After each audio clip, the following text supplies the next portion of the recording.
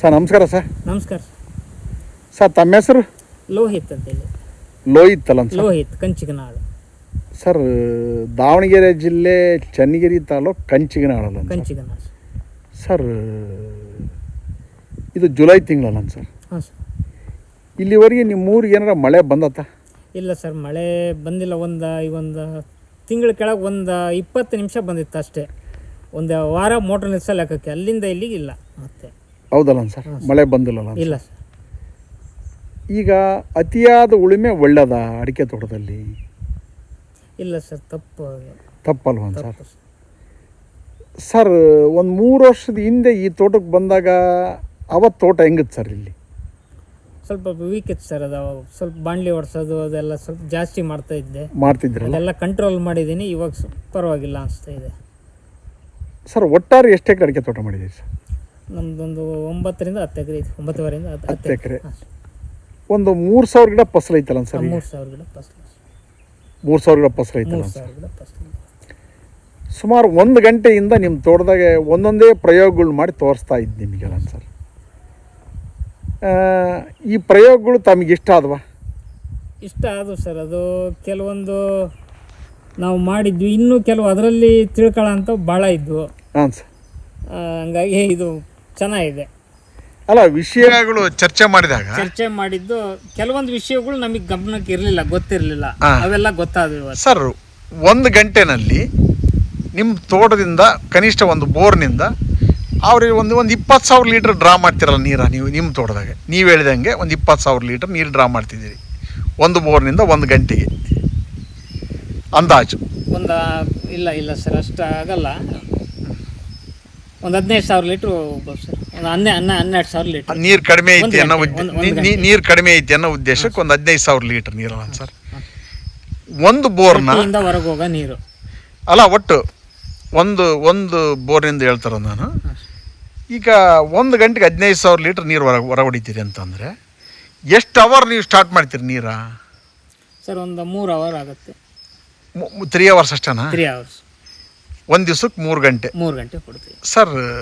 ತೋಟಕ್ಕೆ 3 ಗಂಟೆಗೆ 45,000 ಲೀಟ್ರ್ ನೀರು 1 ಎಕರೆಗೆ ಡ್ರಾ ಮಾಡ್ತೀರಿ? 1 ಎಕರೆ ಕೊಡ್ತೀವಿ. ನೆಕ್ಸ್ಟ್ ಗ್ಯಾಪ್ ಎಷ್ಟು ದಿವಸ ಬಿಡ್ತೀರಿ? ಗ್ಯಾಪು ಒಂದು 3-4 ದಿವಸ ಆಗುತ್ತೆ. 4 ದಿವಸ ಬಿಡ್ತೀರಿ? 4 ದಿವಸ ಆಗುತ್ತೆ ಸರ್. ಇದೇ ವಿಚಾರನೇ ನಾವು ಚರ್ಚೆ ಮಾಡಿದ್ದು. 4 ದಿವಸಕ್ಕೆ ಒಂದು ಸಲ 45,000 ಲೀಟ್ರ್ ನೀರು ನಿಮ್ಮ ಭೂಮಿಗೆ ಅವಶ್ಯಕತೆ ಇದೆಯಾ?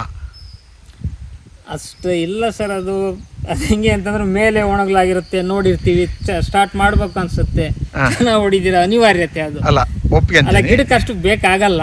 ಅಲ್ಲ, ಈಗ ನಾವು ಚರ್ಚೆ ಮಾಡಿದಂಗೆ ಮಣ್ಣಿನ ಜೈವಿಕ ಶಕ್ತಿ ಜಾಸ್ತಿ ಆಗಬೇಕು, ಬರವನ್ನು ನೀಗಿಸ್ಕೊಂಡು ಒಂದು ಗಿಡ ಬೆಳಿಬೇಕು. ನಾವು ಸ್ಟ್ರೆಸ್ ಕೊಡೋದು ಒಳ್ಳೆಯದು ಅಲ್ವೋ? ಸ್ಟ್ರೆಸ್ ಕೊಡೋಕ್ಕಲ್ಲ ಸರ್, ಮಣ್ಣಿಗೆ ಸ್ಟ್ರೆಸ್ ಕೊಡೋಕ್ಕಲ್ಲ ಸರ್. ಬರವನ್ನು ತಡ್ಕೊಂಡು ನಮ್ಮ ತೋಟ ಉಳಿಬೇಕು ಅನ್ನೋದಾದರೆ ನೀರನ್ನ ಕಂಟ್ರೋಲ್ ಮಾಡೋದು ಒಳ್ಳೇದಲ್ವಾ? ಕಂಟ್ರೋಲ್ ಮಾಡ್ಬೇಕು ಸರ್. 4 ದಿನ ಗ್ಯಾಪಲ್ಲಿ 1 ಎಕರೆಗೆ ಸುಮಾರು ನಾವು ಒಂದು 90,000 ಲೀಟ್ರ್ ನೀರು ಕೊಡ್ತೀವಿ ಅಂತಂದರೆ, 90,000 ಲೀಟ್ರ್ ನೀರು ಕೊಡ್ತೀವಿ ಅಂದರೆ ಸರ್, ಈ ಪ್ರಕೃತಿ ಸಂಪತ್ತಲ್ಲ ಸರ್, ಇದು ನೇಚರ್. ಹೌದು. ನೀರು ಅನ್ನೋದು ಮಳೆ ನೀರು ಭೂಮಿ ಚೆನ್ನಾಗಿ ಹಿಂಗಿದ್ರೆ ಮಾತ್ರ ಎತ್ತಕ್ಕೆ ಸಾಧ್ಯ. ಕೇವಲ 5 ಗಂಟೆನಲ್ಲಿ ನಾವು 90,000 ಲೀಟ್ರ್ ನೀರು ಮೇಲೆ ಎತ್ತವೆ ಅಂದರೆ ನಾವೇನಾದರೂ ಭೂಮಿ ನೀರು ಹಿಂಗಿಸಿದ್ವಾ? ಇಲ್ಲ ಸರ್, ಹೊರ ತೆಗೆದಿದ್ದೀವಿ ಅಷ್ಟೇ. ಹೌದಲ್ಲ ಸರ್? ಈ ಜ್ಞಾನನ ಮಳೆ ಬಂದಾಗ ನಾವು ನಿರಂತರವಾಗಿ ಮಣ್ಣಿನ ಜೈವಿಕ ಶಕ್ತಿ ಜಾಸ್ತಿ ಮಾಡೋದು ಉತ್ತಮ ಅಲ್ಲ ಸರ್? ಸರ್, ನಮ್ಮ ಸಂಪರ್ಕಕ್ಕೆ ಬಂದಮೇಲೆ ತೋಟದಲ್ಲಿ ಸಾಕಷ್ಟು ಬದಲಾವಣೆ ಕಾಣ್ತತೋ ಇಲ್ಲ ನಿಮಗೆ?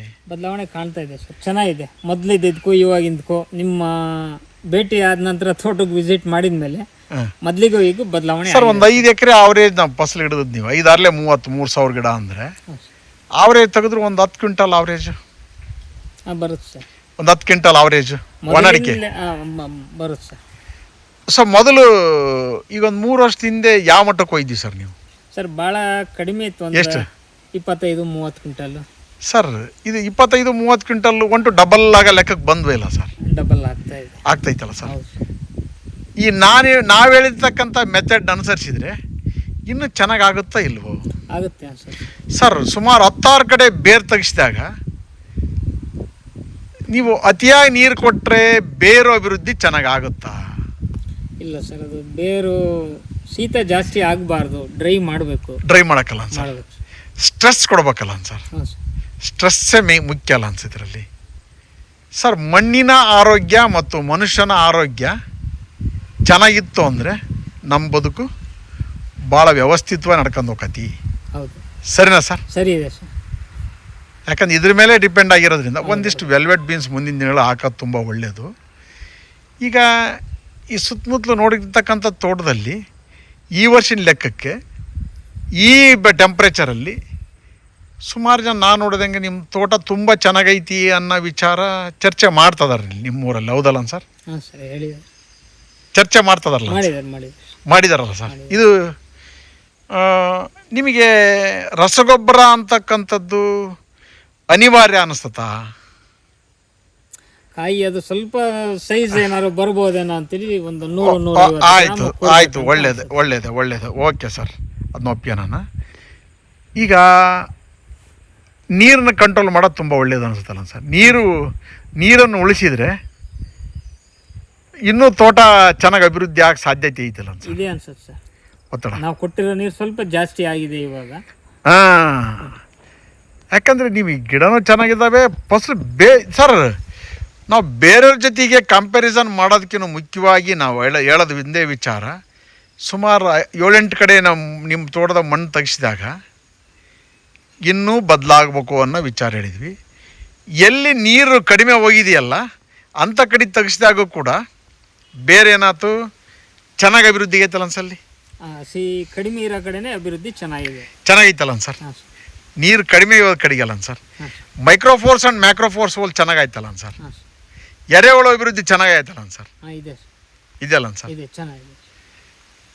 ಸರ್, ಮಣ್ಣಿನ ಜೈವಿಕ ಶಕ್ತಿ ಅಂತಕ್ಕಂಥದ್ದು ನಿಂತಿರ್ತಕ್ಕಂಥದ್ದು ಜೈವಿಕ ಗೊಬ್ಬರಗಳ ಮೇಲೆ ಮತ್ತು ನಾವು ಮಾಡ್ತಕ್ಕಂಥ ಮನಸ್ಥಿತಿ ಬದಲಾವಣೆ ಆಗಬೇಕೋ ಇಲ್ವೋ? ಇಲ್ಲ, ಆಗ್ಬೇಕು ಸರ್. ಅತಿಯಾದ ಸೀಮೆ ಗೊಬ್ಬರ ಅಥವಾ ಸರ್ಕಾರಿ ಗೊಬ್ಬರ ಒಳ್ಳೆಯದಾ ಕೆಟ್ಟದ್ದಾ ಸರ್? ಅದು ಸರ್ಕಾರಿ ಗೊಬ್ಬರ ಕಡಿಮೆ ಮಾಡಿದರೆ ಒಳ್ಳೆಯದು. ಹಂತವಾಗಿ ಕಡಿಮೆ ಮಾಡಿದರೆ ಒಳ್ಳೆಯದು. ಕಡಿಮೆ ಮಾಡ್ತಾ ಬಂದಮೇಲೆ ಕೆಲವೊಂದು ರೋಗಗಳು ಕೂಡ ಕಂಟ್ರೋಲ್ ಆಗಿದೆ ಸರ್. ನಮ್ಮದು ಕಂಟ್ರೋಲ್ ಆಗಿದೆಯಲ್ಲ? ಕಂಟ್ರೋಲ್ ಆಗಿದೆ ಸರ್. ಹಾಂ. Thank you sir. ಇನ್ನೇನಾದರೂ ರೈತ ಬಾಂಧವರಿಗೆ ನಿಮ್ಮ ತೋಟದಿಂದ ಹೇಳ್ತಕ್ಕಂಥ ವಿಚಾರ?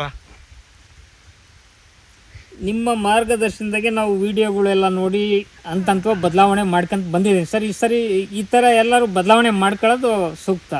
ಅಂದ್ರೆ ನಮ್ಮ ವಿಡಿಯೋಗಳು ತಾವು ನೋಡ್ತೀರಿ ಅಂತ? ನೋಡ್ತೀರಿ ಕಂಪಲ್ಸರಿ ನೋಡಿ, ಅದು ಎಲ್ಲಿ ತಪ್ಪು ಮಾಡಿದ್ದೀವಿ. ಇನ್ನು ನಾವೇ ನೇರವಾಗಿ ತೋಟಕ್ಕೆ ಬಂದು ನೀವು ಮಾಡಿರ್ತಕ್ಕಂಥ ತಪ್ಪನ್ನು ಅರ್ಥ ಮಾಡಿಸಿದ್ವಿಲ್ಲ? ಇಲ್ಲ, ಆಗಿದೆ ಸರ್, ಆಗಿದೆ. Thank you sir. Thank you sir. ನಮ್ಮ ಸಂಪರ್ಕ ಸಂಖ್ಯೆ ದಾವಣಗೆರೆ ಜಿಲ್ಲೆಯಿಂದ ಹಾಗೂ ಚನ್ನಗಿರಿ ತಾಲೂಕಿಂದ 9972699813. ಮಹಾದೇವಪ್ಪ ಮಣ್ಣು ಪುನರುಜ್ಜೀವನ ಸಲಹೆಗಾರರಲ್ಲಿ ಸಂಪರ್ಕಿಸಿ. ವಿದ್ಯಾರ್ಥಿ ಭವನ್ ಸರ್ಕಲ್ ಹತ್ತಿರ ಅಂಬಿಕಾ ಡಿಸ್ಟ್ರಿಬ್ಯೂಟರ್ ಎದುರು